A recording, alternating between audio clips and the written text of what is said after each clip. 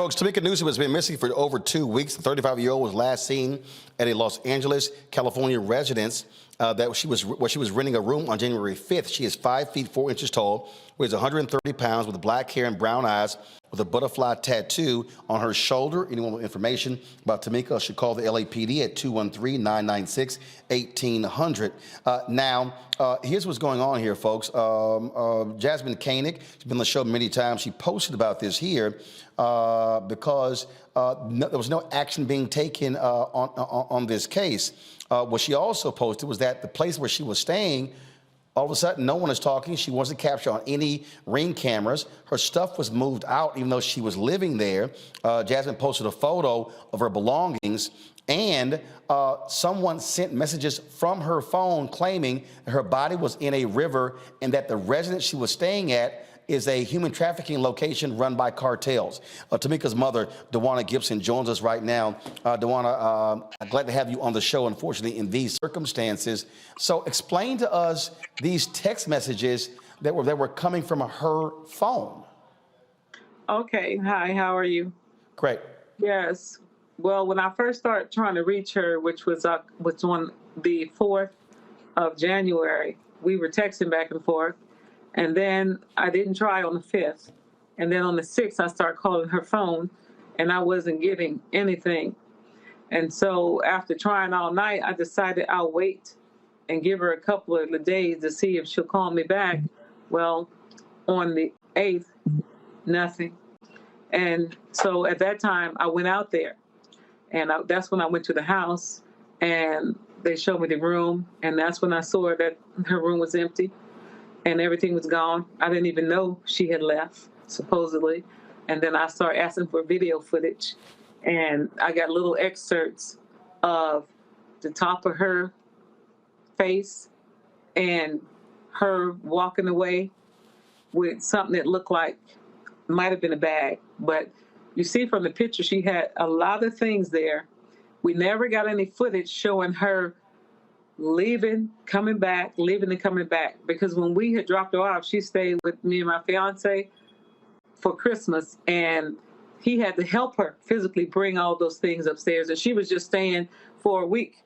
So imagine everything you own, you're trying to bring that downstairs, up and down by yourself. The camera should have caught something, and we didn't receive any of that.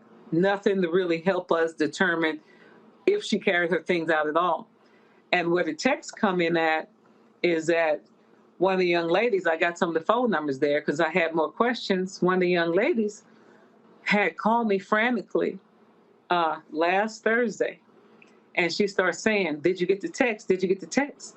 And I said, "What text?"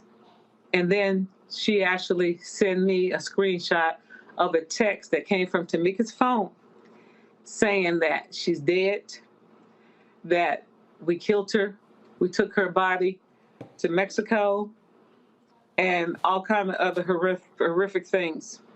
There you go. Yeah, she was taken to Mexico and dumped in the river. That's all we can tell you. And then they said some other things as well.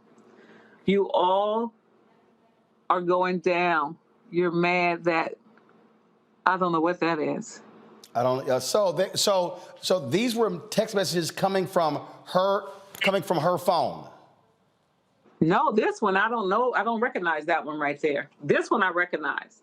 God, Yeah, no. What I'm saying is these were text messages that were coming from her phone that were being sent to who? They were being sent to one of the females who helped manage the residence over in Los Angeles. Got it. The one on 111. They were sent to her phone, and they were sent to the owner's phone. I wasn't getting anything at first. So has been any effort to ping her phone? Has her phone been discovered? No. And I keep asking the police, can you ping her phone? Can you ping her phone? Because the phone is still on. Somebody's still using her phone. And I've been trying to get them to ping the phone since the day she went missing, when I knew she was not there, which was the 8th, is when I filed the police report. And to my knowledge, it have not been done yet. I've been told it was done at 77 Precinct. Someone over the phone told me they was trying to ping it. But when I talked to the detective, which I just talked to today, she said they need a court order to do that. So I've probably kind of been lied to. Jasmine Koenig Jones is right now. Jasmine, you tweeted that DeWanna went to LAPD to make a report and took forever to hear from them. It wasn't until you began to push this on social media, some other media began to pick it up, that the LAPD decided to get involved. Absolutely, you're right. And let me apologize. I actually sent that other text. That was for something else, so that's why she didn't recognize it. I'm sorry. Gotcha. But the other are the texts. So yes. So it's been about 3 weeks, almost a month, right? And robbery homicide just went out to the house today. Okay, for the first time, detectives went to the house today and questioned people. It seems every week in Los Angeles, a Black woman is going missing. And the same energy that we saw around Idaho, the same energy that we see around other cases of missing women is never brought when it comes to Black women, right? And it should never have to take someone using their social media to get the authorities to do the right thing. But never underestimate the relationships between Black women, because one Black woman gave her my name and then she called me and we were able to get it done within 24 hours, which is why I always love you, Roland, because you see these stories and you understand how important they are and you put them on. This woman has been missing for over 3 weeks.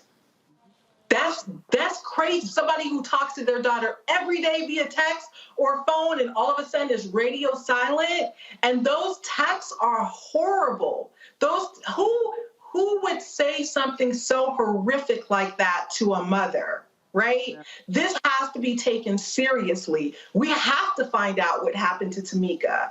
There is no way that she would be gone this long without talking to her mother. They've never not talked this long in their life. And so I'm just, I'm appreciative, Roland, for you putting this on here.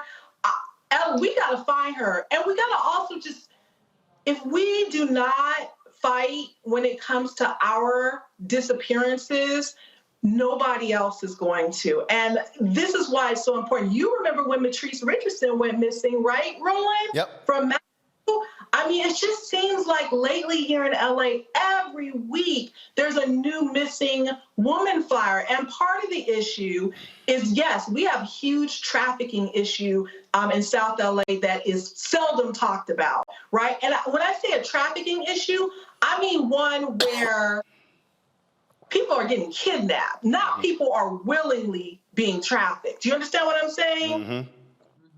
And we really rarely talk about that. And then the other side of it is, I see this with the police a lot is, well, if she's a sex worker engaged in that kind of life, they sort of don't bring that same interest looking for her. Even though that's not the case with Tamika, but it shouldn't even be a concern. If a person is missing, they're missing, right? And so, yeah, I mean, within the past 24 hours, there's been a tremendous response finally. And hopefully we're going to start getting some answers, because this is definitely strange. And I will say this, part of the problem here is the transitional housing that we are put into. There are no rules and regulations regulating these houses. They are not checked, right? And so, when you have organizations like LASA that sent Tamika to that house, Tamika didn't know that house. LASA said, here's a transitional housing program you can go into, and you can be here until we can help you find permanent housing. Clearly, something is wrong with that house, clearly. And then today I just found out that, somebody had OD'd in that house in 2021. So there's a lot of things that we still need to find out and figure out. But I think a lot of it starts with that house. And there are a lot of secrets folks are keeping in that house. They're not telling the truth. And we just got to get to the bottom of it. Questions from our panel real quick. DeMario, you first. When you said earlier, first of all, very sorry to hear about this happening to your daughter and your family, and we'll definitely be praying for peace and she gets back home soon. You mentioned that someone told you that they needed to get a court order. Can you explain, because I may have missed it, what is it that they need a court order to ping her phone? Yeah, that's what I was told. And I've been hearing, because I've been talking to everybody I know, and nobody said that. But then today, the detective said we have to get a court order to ping her phone. And 77th Division told me that first night that they was trying to ping her phone because they kept calling me, asking me for her mobile, who her carrier was. Does her phone have ability to find my phone? I just know she had an Android, and I know T-Mobile was the last carrier I knew she had. But nobody ever, they said they was pinging it, and it wasn't getting no ping back. And then I hear today from the detective that they have to actually have a court order. I don't know if that's true or not. Have you considered retaining a lawyer to help represent your family during this time, to have those conversations with the police? I'm not a criminal defense lawyer myself, but I find it interestingly odd that your daughter is missing for a long time. It sounds like they believe she's missing from a potential criminal location based upon the text message you received. It seems like you get more help. You may consider hiring an attorney in the Los Angeles area that maybe can help you navigate this a little bit better. I wish I could give you more assistance. Go ahead. I'm not a criminal. I got about 20 seconds. About 20 seconds. Go ahead, Jasmine. Actually, the Cochran firm has reached out, and they are going to help as much as they can. Johnny Cochran's law firm here in Los Angeles. So they're a lot of Black attorneys, folks are reaching out. So I think that there will be some help in that area. But yeah, they can ping her phone. I know from going through Ed Buck's trial, they can triangulate, find everything when it comes to your cell phone. They certainly can when they're looking for you to put you in prison or jail, can't they? Yeah, Absolutely. true. Well, again, pull the photo up again, the information, please. Pull it up right now. Again, folks, she is missing, as Jasmine said, going on almost a month. Tamika Newsome, 5'4", 130 pounds, black hair, brown eyes. And any information, please contact the LAPD. Ms. Gibson?